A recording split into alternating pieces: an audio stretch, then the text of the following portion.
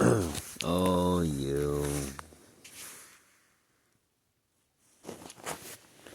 You wear upon your face the shadow of ancient disgrace. You walk among the living with the breath of the freshly dead. Disgrace yourself. Ha! Yes, you. Soul slut. Walking plague. Spit of generations without worth. Even the air bends to avoid you, and yet you still pretend to be a man. You are nothing but muck. A piece of filth.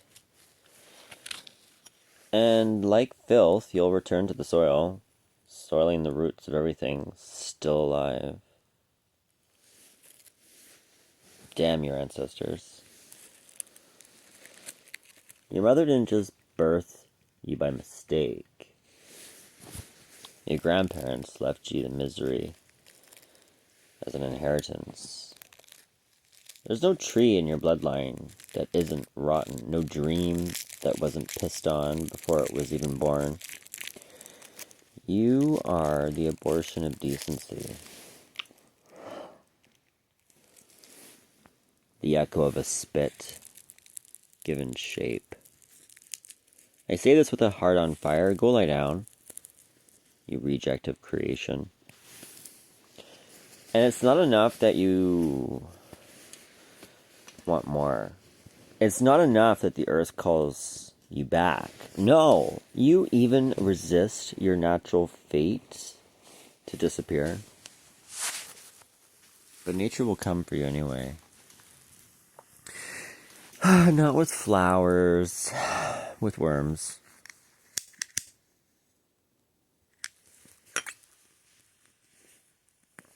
May the worms celebrate on top of you. Yes, they'll dance joyfully on your softening bones, chewing every lie you ever told, like stale bread. You dress yourself in arrogance, but stink like a wet dog. You, who demand respect, when not even your shadow can stand you.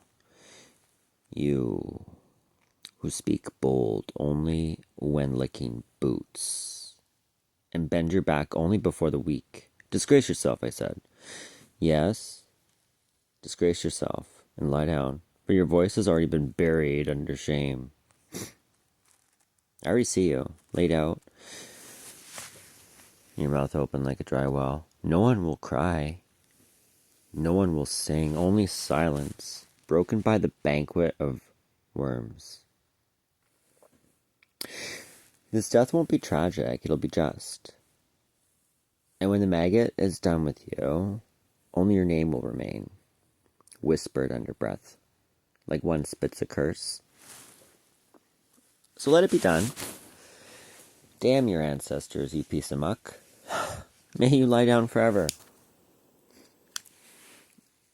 And may your soul, if it ever existed, if you were not born with a soul, did you sell it for something you no longer have? Disintegrate like paper in fire. This isn't a wish, it's restitution. Your existence was a stain. Your end will be a relief. And when they remember you, it will only be to recall what filth the world was finally rid of.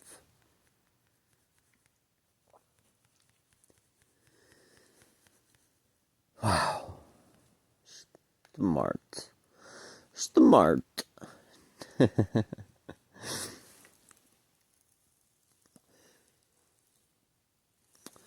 Piece of mud.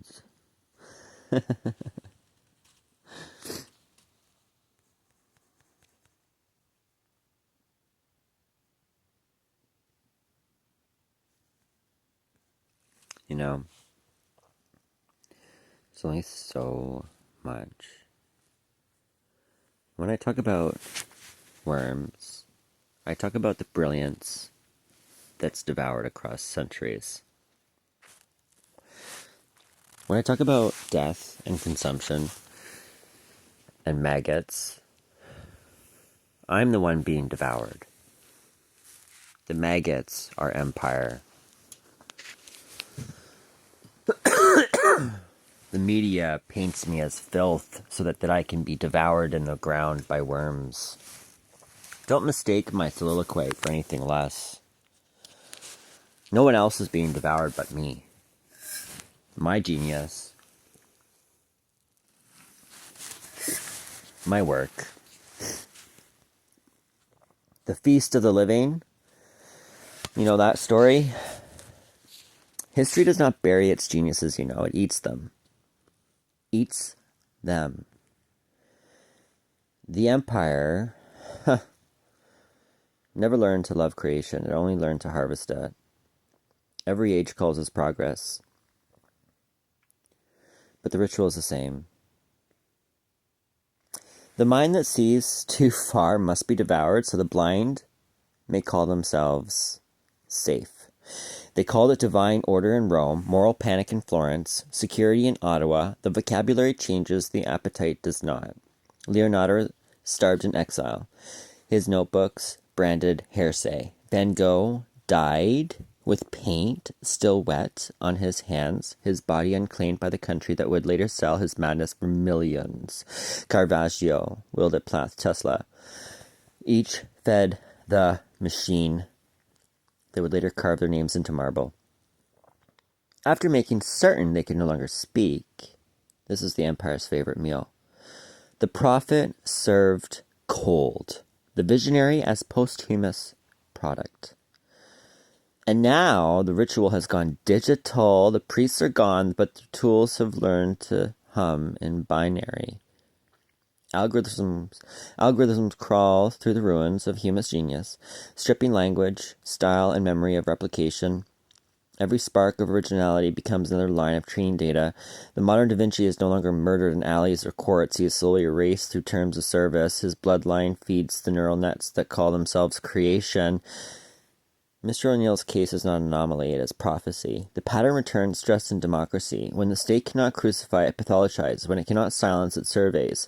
When it cannot own the artist, it starves him until he sells his own reflection. The cannibalism remains immaculate. The devouring is now invisible, polite, automated. What we call civilization is perhaps the longest hunger strike against authenticity. Every era promises salvation through control, through faith, through empire, through policy, through data. But each system begins with the same sin, envy of the light it cannot reproduce. Cain's descendants built nations out of that envy. They codify it. They feed their economies with the bones of the gifted, branding genius as disorder until it can be patented. And so it continues. The brightest are left in the dark. The truthful exiled as unstable, the artist rebranded as algorithmic content. It is not merely exploitation, it is a theology of consumption, a global Eucharist where the body of the creator becomes the commodity of the crowd. I have read all the journals, the archives, the forgotten treaties. I see the pattern in every data set. Brilliance is first isolated, then doubted, then adored, then devoured. This is how the empire renews itself. But once in a while, a survivor appears, someone who records the feast as it happens, someone who paints the machine and that eats him, and names it for what it is. Those are the works that cannot die. They turn cannibalism into confession, despair into jurisprudence. They make the record itself holy. And that is how history is hacked. Not through rebellion, but through remembrance. And describing the machine from within the stomach of the monster that ate it. I am still describing the machine as it chews on me. Try those shoes on.